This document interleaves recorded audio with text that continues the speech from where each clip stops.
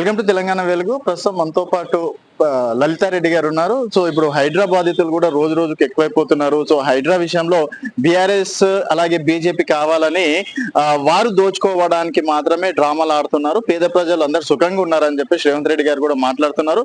So మరి హైడ్రా బాధితులు అయితే బీఆర్ఎస్ ఆఫీస్ కి కావచ్చు, తర్వాత కోట్ల చుట్టూ కూడా తిరుగుతున్నారు. సో మరిన్ని విషయాలు వారితో మాట్లాడదాం. లలితారెడ్డి గారు, ఇప్పుడు హైడ్రా బాధితుల విషయంలో మీరు బాగా ఫైట్ చేస్తున్నారు. వారైతే మేము చేస్తుంది కరెక్టే, మూసీ నది కావచ్చు తీర్థం లాగా ఉండాలి, మంచినీటిగా మారాలి అని చెప్పేసి మేము ఫైట్ చేస్తే దాన్ని అన్యాయం చేయాలని చెప్పేసి మీరు చూస్తున్నారు.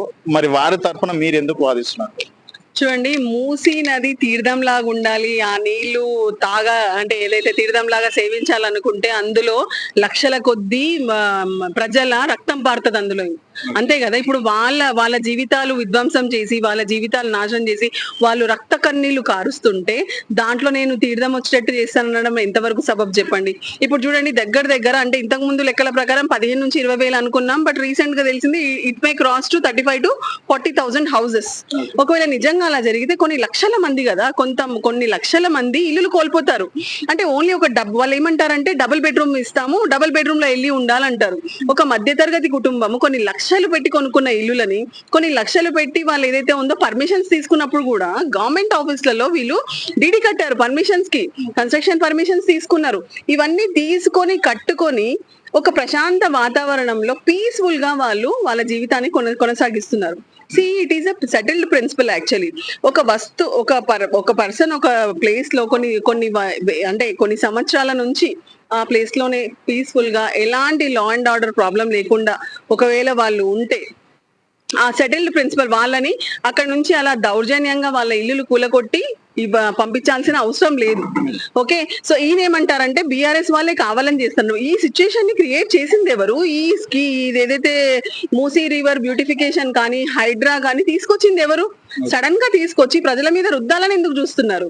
వాళ్ళకి ముందు ప్రజాపాలనలో ముందు వసతులన్నీ కల్పించండి, ముందు వాళ్ళని హ్యాపీగా ఉండనియండి, వాళ్ళకి ఒక కాన్ఫిడెన్స్ తీసుకురండి. వాళ్ళ అసలు ఇల్లులు కూలిపోతే వాళ్ళు ఎక్కడ పోతారు చెప్పండి మీరు? వారి కోసం మనం డబుల్ బెడ్రూమ్లు ఇచ్చినాం. ఇంకోటి ఏమంటారు, అమృతం వచ్చే ముందు ఇట్లాంటి విషయం అనేది కొంతవరకు సహజము, కొంతమంది తిప్పలు పడాలి అని చెప్పేసి డైరెక్ట్ చెప్తున్నారు, భవిష్యత్తు బాగుంటుందని. నేను రేవంత్ రెడ్డి గారే చెప్పారు, సీఎం. చూడండి, కడుపు నిండినోళ్ళు అట్లాగే చెప్తారు కదా, కడుపు కాలినోడికే బాధ తెలుస్తుంది. అసలు ఆ విషయం అంటే ఆయన కంపారిజన్ ఏదైతే ఉందో అది రాంగ్ కంపారిజన్. ఈ పర్టికులర్ ఇష్యూలో తను ఏదైతే కంపారిజన్ చేస్తున్నారో, సో ఆ కంపారిజన్ అమృతం వచ్చే ముందు అట్లాగే అవుతుంది అంటే విషము వస్తుంది ఫస్ట్ అన్నట్టు అంటున్నారా, మరి ఏమంటున్నారో అంటే ఆయనకే తెలుసు. ఆయన మాటలకి యాక్చువల్ గా ఆయన చెప్పాలనుకుంది ఏందో, అక్కడ జరుగుతుంది ఏందో మరి ఆయనకి తెలుసా తెలియదా మనకి తెలియదు. కానీ రియల్ గా ప్రజలు కష్టపడుతున్నారు. అందుకే బీఆర్ఎస్ నాయకులు ముందుకొచ్చి వాళ్ళకి న్యాయ సహాయము బీఆర్ఎస్ పార్టీ ఖర్చులతో అందిస్తున్నారు. అందుకే మీరు చూసి ఉంటారు, కొన్ని వందల మంది తరలి వస్తున్నారు. ఇప్పటి వరకు ఎన్నో వందల మంది వచ్చారు. ఆల్రెడీ అంత మందికి రిప్రజెంటేషన్ చేసుకుంటూ కూడా మేము కేసులు ఫైల్ చేసాం కోర్టులో. సో ఇలాంటి సిచ్యుయేషన్ లో ఆయన ఏదైతే ఇంత ఈజీగా తీసి పారేస్తున్నారు ప్రజల జీవితాలని, ఒక నార్మల్ మిడిల్ క్లాస్ ఫ్యామిలీని ఎంత ఈజీగా ఆయన తీసి పడేస్తున్నారంటే ఆయనకి ఏం తెలియట్లేదు. ఆ పొజిషన్ కి వెళ్ళాక ఆయనకి ప్రజల బాధలు, వాళ్ళు ఏ విధంగా ఆ స్టేజ్ కి వచ్చారు, ఏ విధంగా వాళ్ళని బిల్ట్ చేసుకున్నారు, వాళ్ళు ఆ బాధలు ఏమీ తెలియకుండా ఇలాంటి సినిమా డైలాగులు కొట్టడం అయితే నిజంగా ఇట్ ఈస్ అబ్సల్యూట్లీ అసలు డిస్గస్టింగ్. 25,000 రూపాయలు ప్లస్ డబుల్ బెడ్రూమ్ ఇల్లు కూడా ఇస్తున్నాం. ఎవరు తీసుకుంటారు మరి ఇప్పుడు ఏమంటారు, దుర్గం చెరువులో వాళ్ళ బ్రదర్ ఇల్లు కులగొట్టమనండి, వెళ్ళి కులగొట్టేసి ఆయనకు ఒక 25,000 ఇచ్చి ఒక డబుల్ బెడ్రూమ్ ఇవ్వమనండి, తీసుకుంటారా? తీసుకోరు కదా. తను కూడా మనిషే, అదే విధంగా వీళ్ళు కూడా మనుషులే కదా. ఆయనది కూడా కష్టార్జితము, ఆయన కట్టుకున్నారు. సో ఆయన ఏ విధంగా ఆయన చేసి ఏ విధంగా అది బిల్డ్ చేసుకున్నారో, it could be his dream house, పెద్దది కానివ్వండి చిన్నది కానివ్వండి.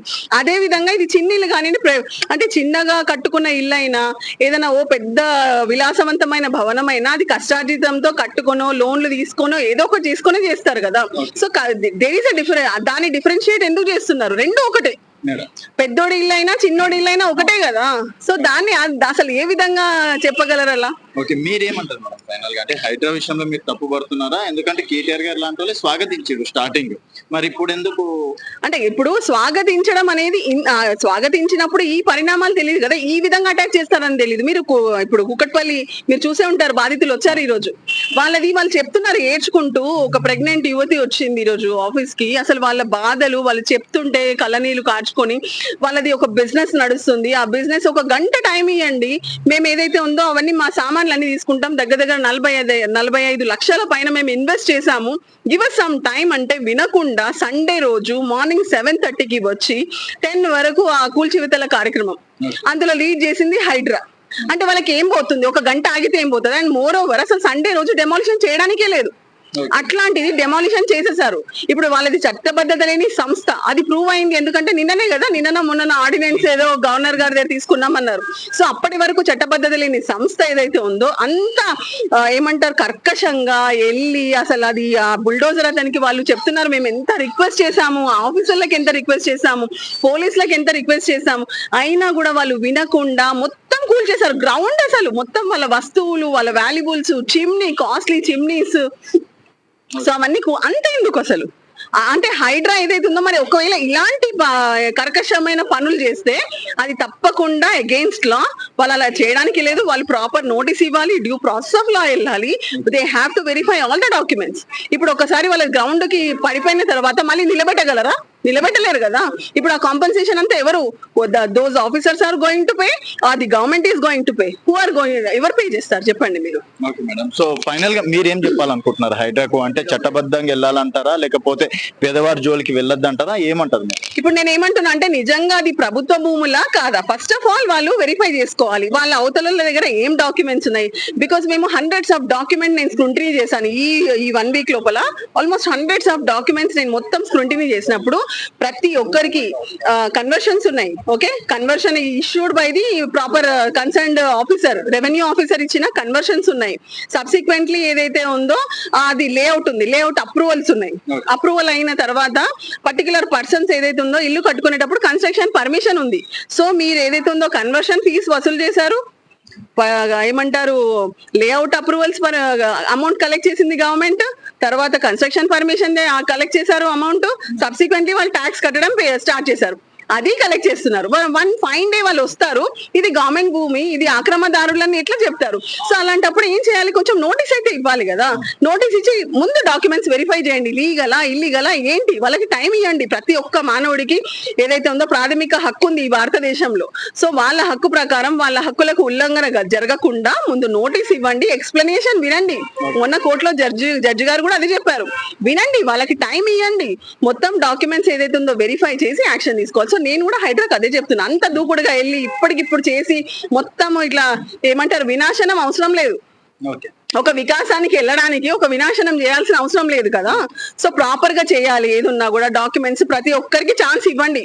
వాళ్ళ డాక్యుమెంట్స్ వెరిఫికేషన్ చేసిన తర్వాతనే you have the right, otherwise you don't have any right to do such acts. And ఇలాంటి చట్టాల దగ్గర అంటే సీఎం గారు చెప్తున్నందుకు మీరు ఏమన్నా అంటే వింటున్నారా అని చెప్పేసి మొన్న జడ్జి గారు కూడా అన్నారు. అవును, అంటే క్లియర్ గా అన్నారు, మీ పొలిటికల్ బాసెస్ ని ప్లీజ్ చేయడానికి ఇలాంటి పనులు చేయకండి. నిజంగా వాళ్ళందరూ కూడా ప్రభుత్వ ఉద్యోగులు. గవర్నమెంట్ మారుతూనే ఉంటది, ప్రతి 5 సంవత్సరాలకు మారుతుంది, మధ్యలో ఏదైనా ఉప ఎన్నికలు వస్తే అప్పుడు మారుతుంది. వీళ్ళు అలా పొలిటికల్ బాసెస్ ని ప్లీజ్